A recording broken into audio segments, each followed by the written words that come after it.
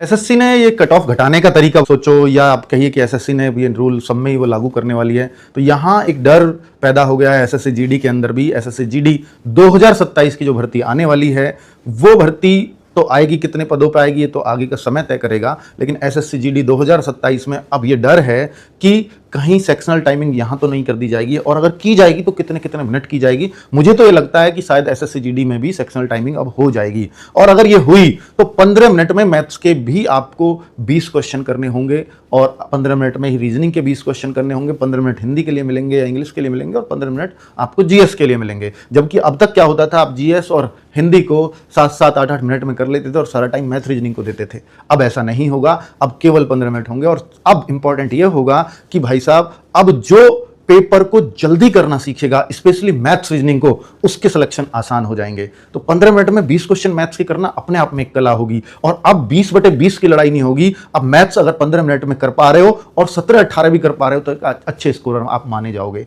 तो SSC GD वालों, अब आपके लिए सेक्शनल टाइमिंग जरूर लग रहा है कि लागू हो जाएगी, लेकिन इसका पता चलेगा आपको नोटिफिकेशन पर हमें तैयारी अब उस हिसाब से करनी चाहिए। और अगर आप चाहते हो, बहुत सारे बच्चों ने अभी एज हुई होगी 18 साल, तो बहुत सारा नया बच्चा है जो लगातार ये डिमांड कर रहा है एसएससी जीडी 2027 के लिए बैच सर कब आएगा। तो हमारा एक उसूल है बच्चों कि जब तक पुराना वाला एग्जाम नहीं हो जाता, हम नया बैच नहीं लाते। तो पुराना वाला एग्जाम है 30 मई को खत्म, हम आपको 31 मई को इसकी घोषणा कर देंगे। 1 जून से या 31 मई से ही आप इसको खरीद पाएंगे, और आपकी क्लासेस 2-4 दिन में तभी शुरू भी कर दी जाएंगी, और फिर लगातार हम आपके एग्जाम तक बहुत अच्छे से आपसे कनेक्टेड रहेंगे।